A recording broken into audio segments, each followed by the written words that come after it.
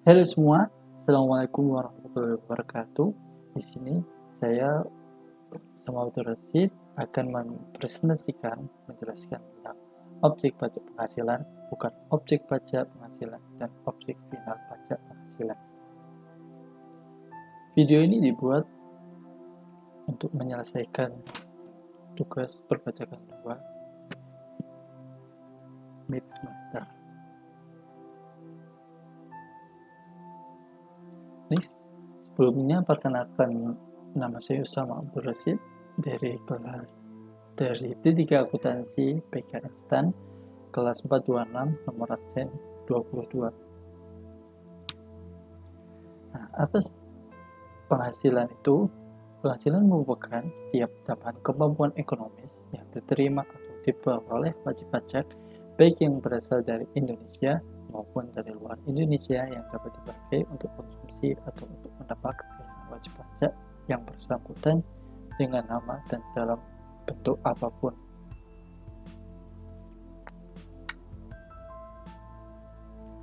Ada 4 aliran tambahan kemampuan ekonomis. Yang pertama dari pekerjaan dalam hubungan kerja dan pekerjaan bebas, dari usaha dan kegiatan, dari modal yang berupa harta gerak ataupun harta tak gerak, dan lain-lainnya yang menghasilkan penghasilan dan digunakan untuk konsumsi serta menambah kekayaan wajib pajak akan dikenai pajak penghasilan. Jadi tidak semua penghasilan itu menjadi objek pajak, ada juga yang bukan objek pajak. Nah, objek pajak, jadi tidak semua penghasilan itu menjadi objek pajak. Ada juga yang bukan objek pajak.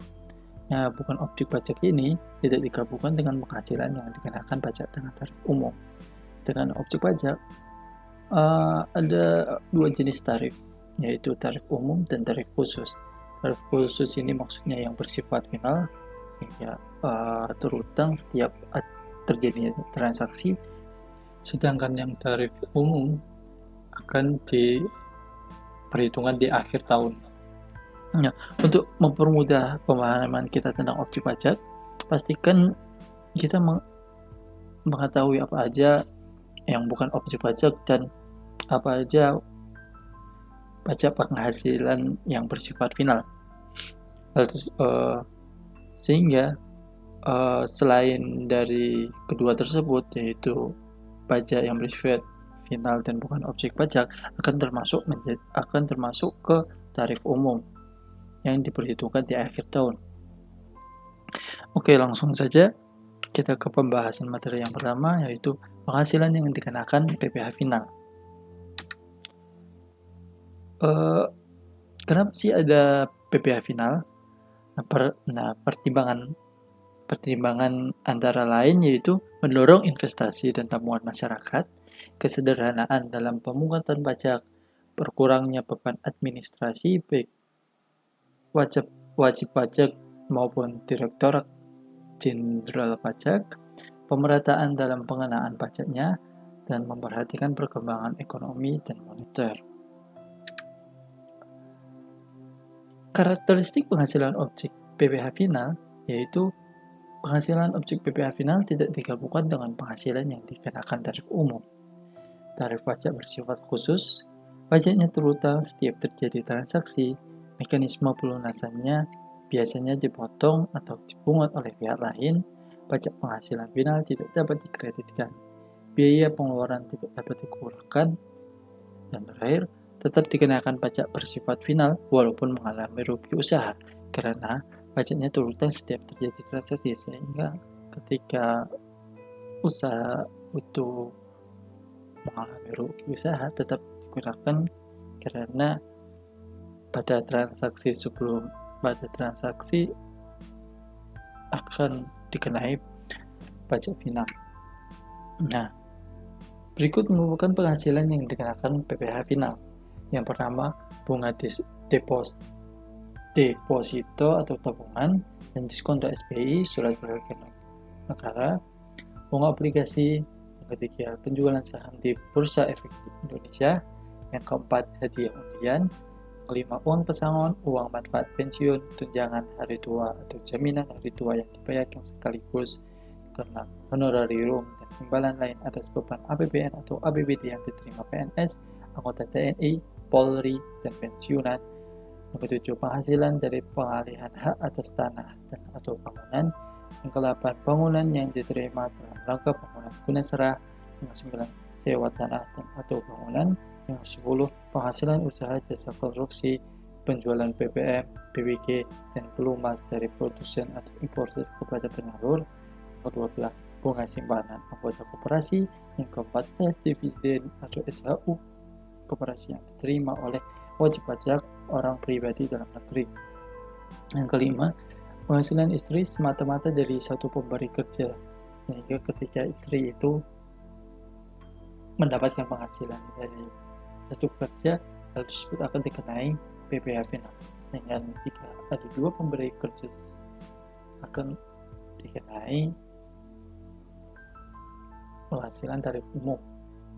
Dan yang ke-16, penghasilan lain yang dikenakan pajak final dan atau bersifat final. Misal, penghasilan WP, bidang usaha pelayaran dan penerbangan luar negeri, penghasilan wajib pajak bidang usaha pelayaran dalam negeri, peredaran bruto kantor perwakilan dagang asing, selisih lebih revaluasi aset tetap, penghasilan wajib pajak, dan peredaran bruto tertentu sampai dengan 4,8 miliar.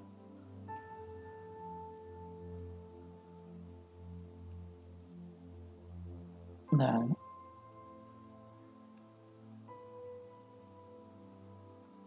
hal di atas ini akan dikenai PPh final dan dipungut oleh pihak lain.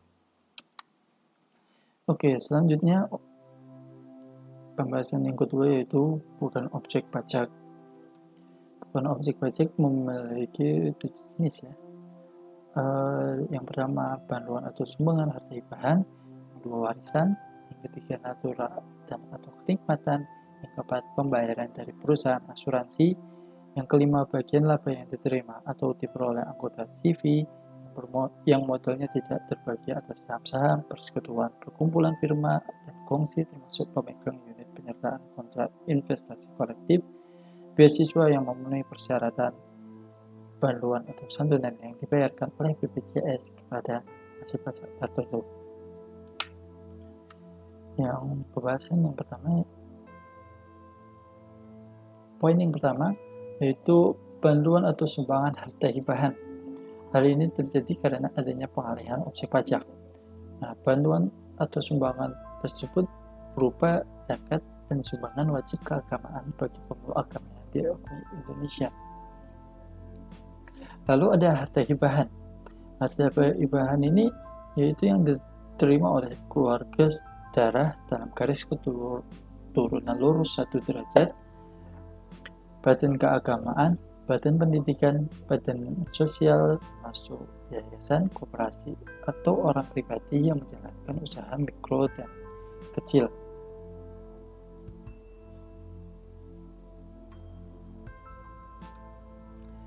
Yang poin ketiga yaitu natura atau kenikmatan.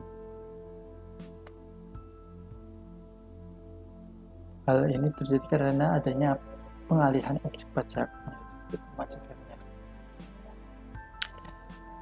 Natura atau kenikmatan yaitu penggantian atau pembelaan sehubungan dengan pekerjaan atau jasa yang diterima atau diperoleh dalam bentuk natura atau kenikmatan dari wajib pajak atau pemerintah, kecuali yang diberikan oleh bukan wajib pajak yang dikenakan pajak secara final, wajib pajak yang menggunakan norma perhitungan khusus sebagaimana yang dimaksud dalam pasal 15. Poin keempat yaitu pembayaran dari perusahaan asuransi. Hal ini karena adanya pengalihan saat dikenakan. Apa aja sih asuransinya? Itu ada asuransi kesehatan, asuransi kecelakaan, asuransi jiwa, asuransi dwiguna, asuransi beasiswa.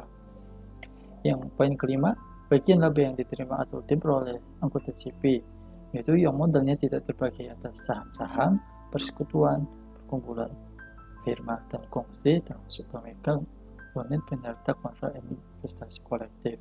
Hal ini dikarenakan adanya standar akuntansi yang berlaku, sehingga laba tersebut tidak akan dikenakan objek pajak.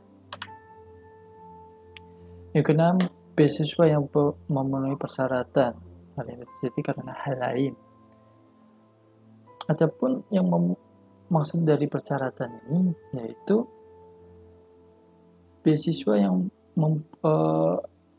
yang tidak mempunyai hubungan istimewa. Jadi ketika mahasiswa atau karyawan atau pelajar tersebut mempunyai hubungan istimewa seperti pemilik, komisaris, hubungan istimewa dengan pemilik, komisaris, direksi atau pengurus, hal tersebut akan dikenakan pajak penghasilan, menjadikan objek pajak. Sedangkan yang memenuhi persyaratan yaitu yang tidak memiliki hubungan istimewa.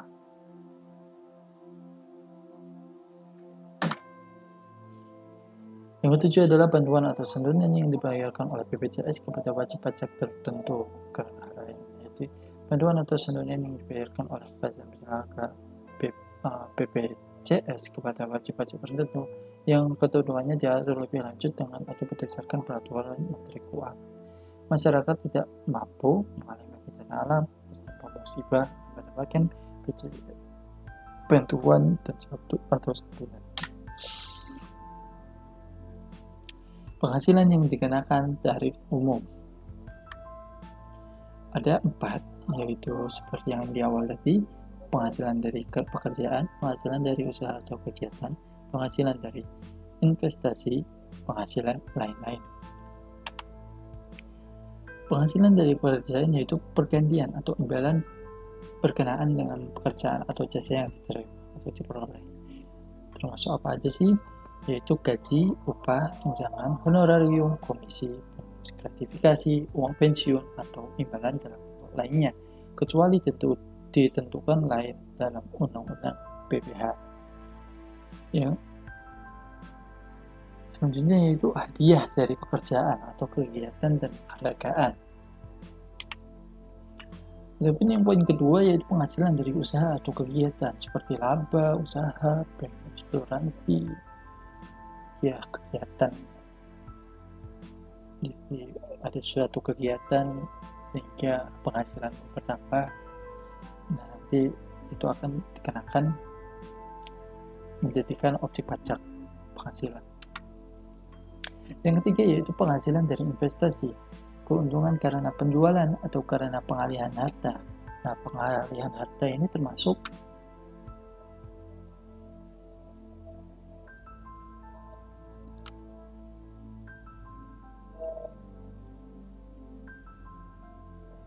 keuntungan karena pengalihan harta kepada perseroan, keuntungan karena pengalihan harta kepada pemegang saham, sekutu atau anggota yang diperoleh perseroan, persekutuan dan lainnya, keuntungan karena likuidasi, penggabungan, peluburan, pemekaran, pemecahan, pengambilan alihan usaha atau reorganisasi dengan nama dan dalam bentuk apapun, keuntungan karena pengalihan harta berupa hibah, bantuan, atau sumbangan, kecuali yang diberikan kepada keluarga saudara dalam garis keturunan lurus atau sederajat, keuntungan karena penjualan atau pengalihan sebagian atau seluruh hak penambangan, tanda turut serta dalam pembiayaan atau permodalan dalam perusahaan pertambangan. Nah, yang kedua yaitu bunga termasuk premium, diskonto, dan imbalan karena jaminan pembayaran utang. Kecuali yang tadi ya, yang final itu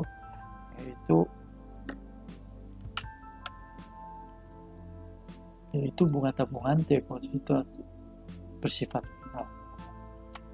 Lalu dividen dengan nama dan dalam bentuk apapun, termasuk dividen dari perusahaan asuransi kepada pemegang polis dan pembagian sisa hasil usaha koperasi. Yang keempat yaitu royalti atau imbalan atas penggunaan hak. Lalu yang terakhir yaitu sewa dan penghasilan lain sehubungan dengan harta. Yang keempat adalah penghasilan lain-lain. Ya, pertama hadiah. Nah, di pajak penghasilan yang final itu ada hadiah undian. Nah, hadiah yang dimaksud yaitu dia dari kegiatan lomba, sehingga tidak diundi. Yang kedua, yang B, penerimaan kembali pembayaran pajak yang telah dibebankan sebagai biaya dan pembayaran tambahan pengalihan pajak. C, penerimaan atau perolehan pembayaran berkala. D, keuntungan karena pembebasan utang kecuali sampai dengan jumlah tertentu yang ditetapkan dengan peraturan pemerintah. Kali ini pemerintah mengatur sebesar 350 juta, termasuk KUKESRA, KOT, dan KPLSS. Jumlahnya tidak melebihi 350 juta. Keuntungan selisih kurs mata uang asing, tambahan kekayaan neto yang berasal dari penghasilan yang belum dikenakan pajak, penghasilan dari usaha berbasis syariah, imbalan bunga sebagaimana dimaksud dalam undang-undang yang mengatur mengenai ketentuan umum tata cara perpajakan. Yang terakhir, surplus Bank Indonesia. Nah, terima kasih atas perhatiannya dan semoga kalian paham atas apa yang saya sampaikan. Sekali lagi terima kasih. Wassalamualaikum warahmatullahi wabarakatuh.